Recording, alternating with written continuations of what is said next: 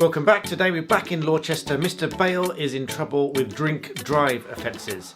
But first, if you're new here, please do like, subscribe and hit the bell icon so you receive new legal guidance videos. Thank you also to those that contributed names for our fictitious stories. Tony Strange has it again with Mr. Bale. So Mr. Bale is in a heap of trouble. There's a couple of incidents that he's got in trouble with, both of which involve drink and his vehicle. The two offences, while similar, many of you will not be aware of the first, that is being in charge of a vehicle whilst above the legal limit or unfit through drink. For example, let's say you've driven to a pub, you've had a few drinks, you are above the legal limit or you are unfit through drink, and then you decide not to go home in your car, but you still have the keys in your pocket.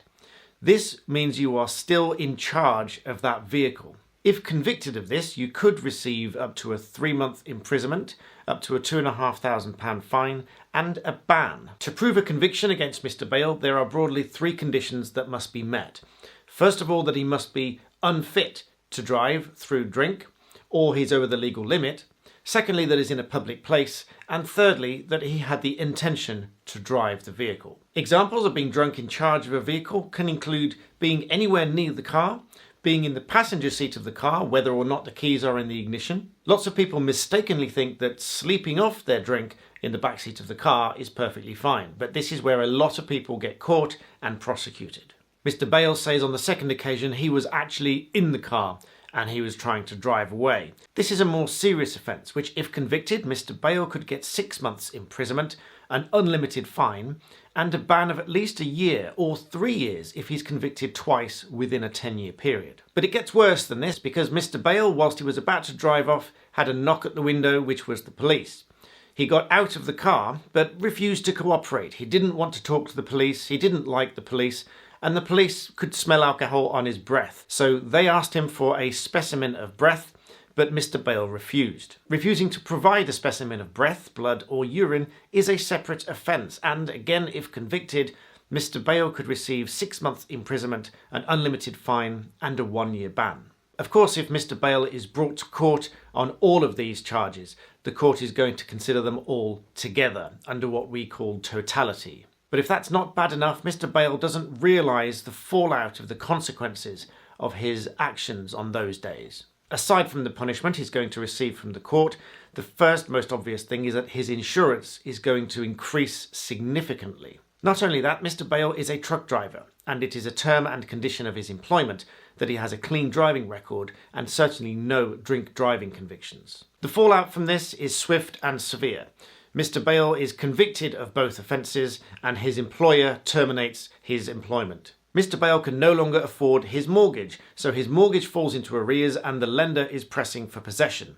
Not only that, it has affected his credit rating to such a degree that he just simply cannot get any more borrowing because he's seen as such a credit risk. So not only is Mr. Bale facing his court punishment, but he's lost his job, his income, his house, and his credit rating is left in tatters. Whilst these punishments might seem quite harsh, there are very good reasons why there are limits as to what you can drink if you are in charge of a vehicle or you are driving or attempting to drive a vehicle. You see, when you drink alcohol, even from that very first sip, your brain is going to take longer to process information, and then your brain is going to take longer to send information down to your muscles to control your body in response to something going on around you. Not only that, your sense of judgment is going to be impaired as well. You may think that you're able to do something in a certain time or in a certain way when you can't. This makes the whole process of driving and being in charge of a vehicle so dangerous. So what is the drink drive limit? In England, Wales and Northern Ireland,